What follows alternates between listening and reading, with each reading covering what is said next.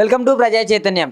నేను మీ శ్యామ్. ఈరోజు మనతో పాటుగా వైఎస్ఆర్సీపీకి సంబంధించిన నాయకులు కృష్ణారెడ్డి గారు మనతో పాటుగా ఉన్నారు. మరి ఇప్పుడు ఏదైతే పార్టీలు పొత్తుతో వస్తున్నాయో, కాంగ్రెస్, టీడీపీ, జనసేన పొత్తుతో వస్తున్నాయో, మరి 2014 రిపీట్ చేస్తామనేసి వాళ్ళైతే చెప్తున్నారు. మరి వైఎస్ఆర్సీపీ వాళ్ళు ఏమనుకుంటున్నారో సార్ మాటలో తెలుసుకునే ప్రయత్నం అయితే చేద్దాం. నమస్తే సార్. నమస్తే శ్యామ్. సార్ చెప్పండి సార్, మరి మనం ప్రస్తుత రాజకీయాల్లో చూసుకుంటే కాంగ్రెస్ కొత్తగా వెలుగులోకి వస్తుంది, మేము గెలుస్తాం, అధికారం స్థాపించబోతున్నాం, 2014 రిపీట్ అవుతుంది అనేసి మాటలు వస్తున్నాయి కదా. 2014 రిపీట్ అవ్వదండి, 2019 రిపీట్ అవుద్ది. అసలు మన తెలంగాణని, ఆంధ్రప్రదేశ్ని విడగొట్టడానికి కారణం ఎవరండి? కాంగ్రెస్ పార్టీ. దేనివల్ల? జగన్ గారి మీద కక్షతోటి. అసలు ఎందుకు విడగొట్టారండి? అంత అవసరం ఏంటి సార్? విడగొట్టాల్సిన అవసరం ఏంటి చెప్పండి. 2019 రిపీట్ అవుద్ది, 14 కాదు, ఖచ్చితంగా 19 రిపీట్ అవుద్ది. సీట్లు తగ్గొచ్చు, కానీ సీఎం జగన్మోహన్ రెడ్డి గారే సీఎం అవుతారు, అందులో రెండో థాట్ లేదు. అది మరి కుటుంబ సభ్యులే జగన్మోహన్ రెడ్డి గారికి వ్యతిరేకంగా ఉంటున్నారు, ప్రజలు ఆదరిస్తారంటారా జగన్మోహన్ రెడ్డి గారిని? సార్, కుటుంబం అన్న తర్వాత చిన్న చిన్న సమస్యలు ఉంటాయి సార్. ఇప్పుడు మన ఇంట్లో మేము ఉన్నాం, మేము ఫ్యామిలీ, మేము 9 మంది ఉన్నాం మా కుటుంబంలో. ఈ చిన్న చిన్నవి వస్తుంటాయి, ఫంక్షన్స్ అన్న జరిగిన తర్వాత వస్తూ ఉంటాయి, సహజం. ఈ జగన్ గారు, షర్మిల గారికి ఏంటి సార్? ఇప్పుడు 4 కోట్ల మంది ప్రజలు జగన్ గారి కుటుంబమే. జగన్ గారు ఏం చెప్పారు?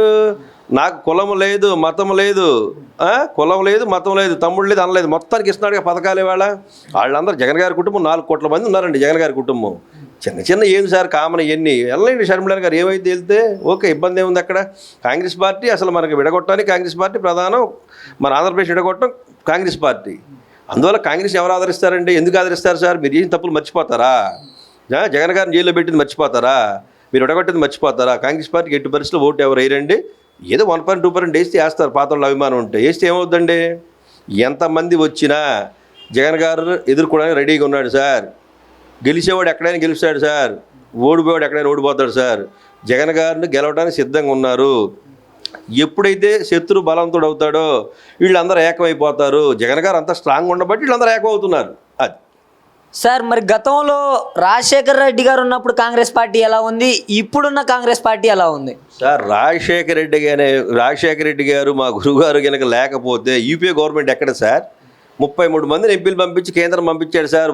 రాజశేఖర రెడ్డి గారు ఉండటం వల్ల కేంద్రం 10 సంవత్సరాలు పరిపాలన చేశారండి. యూపీఏ గవర్నమెంట్, సోనియా గాంధీ 10 సంవత్సరాలు పరిపాలించాడు. రాజశేఖర గారి పుణ్యమేనండి. 33 మందిని ఎంపీలు ఇచ్చాడు సార్. ఉమ్మడి ఆంధ్రప్రదేశ్ కలిసి ఉన్నప్పుడు, తెలంగాణ ఆంధ్రప్రదేశ్ కలిసి ఉన్నప్పుడు ఆయన పుణ్యమేగా 10 ఏళ్ళు గవర్నమెంట్ అక్కడ చేయటం. ఇప్పుడు రమ్మని చూద్దాం, చేయమని చూద్దాం వాళ్ళని. గవర్నమెంట్ ఏదో కూటమి పెట్టారుగా, చేయమని చూద్దాం. వీళ్ళు 26 పార్టీలు ఏకమైపోయారు కదా, బీజేపీని ఢీ కొట్టమని చూద్దాం. మరి ఇప్పుడు చంద్రబాబు నాయుడికి, జగన్మోహన్ రెడ్డికి, పవన్ కళ్యాణ్కి వీళ్ళ ముగ్గురికి తేడా ఏంటంటారు? సార్, జగన్మోహన్ రెడ్డి గారు 9 నవరత్నాలు ప్రకటించాడు సార్. 9 హామీలు ప్రకటించి ఆయన కనీసం 30-40 పథకాలు పెట్టాడు సార్. ఆ పథకాల పేర్లని చెప్పడం కూడా టైం వేస్ట్ అనమాట. ఎందుకంటే అన్ని పథకాలు పెట్టాడు, ఒకటి కాదు కదా. ఇప్పుడు జనాలందరూ తెలుసుగా. ఇప్పుడు నేను టైం వేస్ట్ చేయడు, ఎందుకంటే వచ్చిన 30 పథకాలు దాకా పెట్టాడు. ఎవరికి ఏమి ఇవ్వాలి, ఎన్ని పథకాలు పెట్టాడో మీకు తెలుసు. ఆ పథకాలే జగన్ గారిని గెలిపిస్తాయి.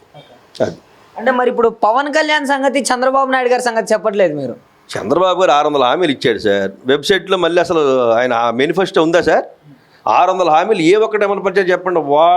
వాళ్ళ బంధువులు వాళ్ళు తప్పితే ఎవరు బాగుపడ్డారు చెప్పండి? పేదలకు ఎవరికన్నా అక్కడ చేశాడు సార్. ఊరికి లాస్ట్ ఎలక్షన్ అప్పుడు 10,000 రూపాయల పసుపు ఇస్తూ ఓట్లు వేస్తారా? డాక్టర్ వాళ్ళు ఎంత ముంచాడు సార్? పేద ప్రజలకు ఏం చేశాడు?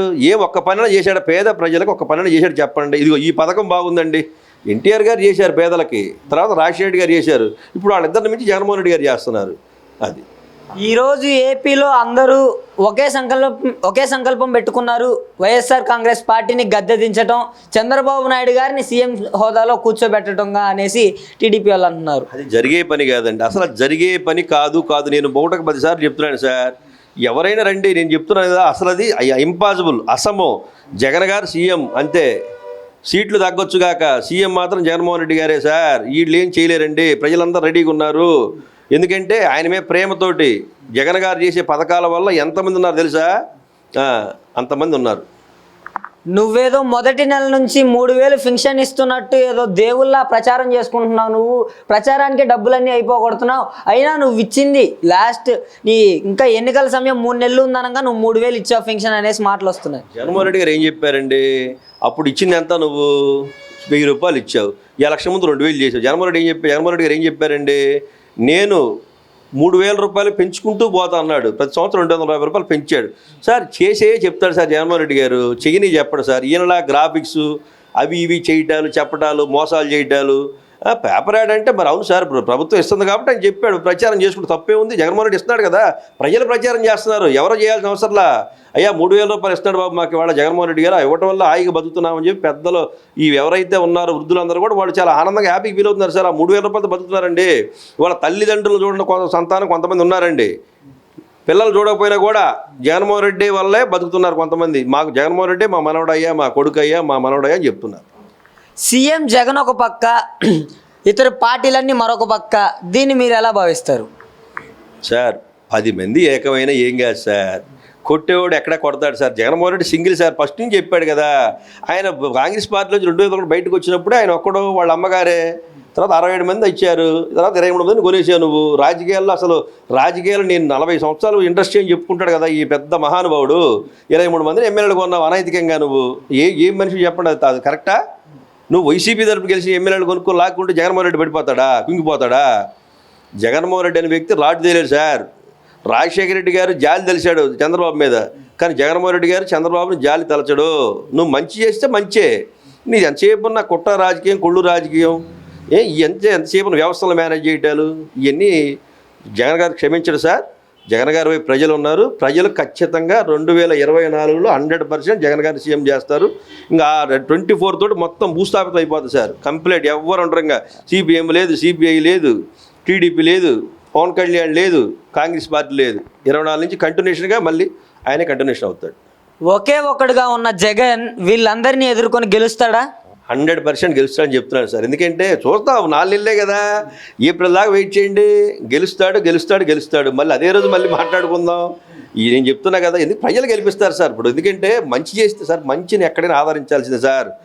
మంచిని ఎవరైనా ఆదరించాల్సిందే, డెఫినెట్గా ఆదరించాల్సిందే. ఇప్పుడు డెఫినెట్గా ఆదరించాల్సిందే, మంచిని ఎవరైనా సరే దాన్ని స్వీకరించాల్సిందే. మంచే. చంద్రబాబు నాయుడు గారు 40 సంవత్సరాల ఇండస్ట్రీ అని చెప్పుకుంటాడు, విజనరీ అని చెప్పుకుంటాడు. మరి సింగిల్గా వచ్చి జగన్మోహన్ రెడ్డి గారిని ఎందుకని ఎదుర్కోలేకపోతున్నాడు అంటారు? ఏ విజనరీ అండి, చంద్రబాబు గారి వల్ల కోట్లు నష్టపోయాను నేను. ఎందుకు? ఆంధ్రజ్యోతి పేపర్లో వేసి గ్రాఫిక్స్ చూపించి రాజధానిలో నేను వాస్తవం వస్తే రియల్ ఎస్టేట్ చేస్తాను. నేను 99 నుంచి రియల్ ఎస్టేట్ చేసుకుంటూ వస్తున్నా. అక్కడ అది జరిగిపోతుంది, అక్కడ ఇది జరిగిపోతుంది, అటని నువ్వు చూడని అటని ఇటని పెట్టి అక్కడ పొలాలు కొని దీనివల్ల చంద్రబాబు వల్ల నాశనం అయిపోయాం మేము. జగన్మోహన్ రెడ్డి గారు కాదండి, చంద్రబాబు వల్ల నాశనం అయిపోయాం. ఎందుకు? ఒకటి క్లారిటీ ఉండదండి, చెప్పేది చేయడు సార్, చేసింది చెప్పడం, అన్ని అబద్ధాలు. జగన్ గారు మన రాజశేఖర్ గారు ఎప్పుడో చెప్పారు. ఏమని చెప్పారు? చంద్రబాబు నిజం చేసి తలకాయ పగిలిపోతాను అసెంబ్లీలో క్లియర్గా చెప్పాడు. అందుకని ఎప్పుడు కూడా చంద్రబాబు నిజాలు మాట్లాడు. ఆయన అవసరం కోసం ఏదైనా చేస్తాడు, ఎవరినైనా చేస్తాడు. సొంత కుటుంబ సభ్యులు లేదు, ఏమి లేదు. ఎక్కడ సార్ నారా లోకేష్ గారు పాదయాత్ర మొదలుపెట్టాడు. నీ బంధువు చనిపోయాడు తారక రత్న గారు, ఆపావా? పాదయాత్ర ఆపి సంఘీభాగంగా పాదయాత్ర ఆపావా? లేదు. మీ నాన్న లోపల రాజమండ్రి సెంటర్ జైలు పాదయాత్ర ఆపుతావా? ఏంటండి సార్? మరి ఫైనల్గా ఎన్నికల సమయం దగ్గరకు వస్తున్న తరుణంలో వైఎస్ఆర్సీపీ వాళ్ళు అంటే ఇప్పటిదాకేమో ఈ కాంగ్రెస్ అనేది లేకుండా పోయింది, మరి ఇప్పుడు చూసుకుంటే ఈ కాంగ్రెస్ కూడా వస్తుంది కలిసికట్టుగా. మళ్ళీ వైఎస్ షర్మిల గారు కూడా వాళ్ళతో చంద్రబాబు నాయుడు గారితో కలిసి ఉండటం మనకు తెలిసిన విషయమే. దీన్ని మీరు ఎలా భావిస్తున్నారు? ఎన్ని సీట్లు రావచ్చు అంటారు జగన్ గారికి? రాజశేఖర్ గారి బిడ్డగా షర్మిల గారిని గౌరవిస్తాం సార్. జగన్ గారికి వ్యతిరేకంగా ఎవరు వచ్చినా సరే మేము క్షమించాం సార్. మేము పార్టీ పరంగా వైసీపీ సైనికులు, మేమందరం కూడా వైసీపీ చాలా స్ట్రాంగ్గా పనిచేస్తాం. రాజశేఖర్ గారి బిడ్డలాగా షర్మిల గారిని గౌరవిస్తాం, మా కుటుంబ సభ్యురాలే, అంతవరకే. రాజకీయాలు వేరు, కుటుంబం వేరు. అందువల్ల డెఫినెట్గా అసలు జగన్మోహన్ రెడ్డి గారు సీఎం సార్, ఫిక్స్ అండి. ఎందుకంటే 100% సీఎం ఫిక్సు. మీరు చూస్తారు, డెఫినెట్గా కొడతాడు. ఎవరు నేనేం చెప్తున్నాను, ప్రతిపక్ష హోదా తగ్గించుకోండి సార్ అని చెప్తున్నా సార్. ఈ టీడీపీకి ఇంకా లేవు సార్, అయిపోయింది సార్. మళ్ళీ జూనియర్ ఎన్టీఆర్ వస్తేనే టీడీపీ మూలాలు. జూనియర్ ఎన్టీఆర్ వస్తే తప్పితే ఇంకా చంద్రబాబు పని అయిపోయింది. ప్రతిపక్ష హోదా తగ్గించుకోమని చెప్పండి, గౌరవంగా ఉంటుంది. అది మీరు లోకల్ కేబుల్ ఛానల్లో విలేకరుగా పనిచేస్తున్నారా? మీ వృత్తిలో ఎదగలేకపోతున్నారా? అయితే మీకు ఒక సువర్ణావకాశం. నెలసరి జీతంతో పాటు వసతి సదుపాయం కలదు. వివరాలకు సంప్రదించండి 9885000468. అర్హత ఇంటర్మీడియట్ డిగ్రీ. పనిచేయు స్థలం విజయవాడ.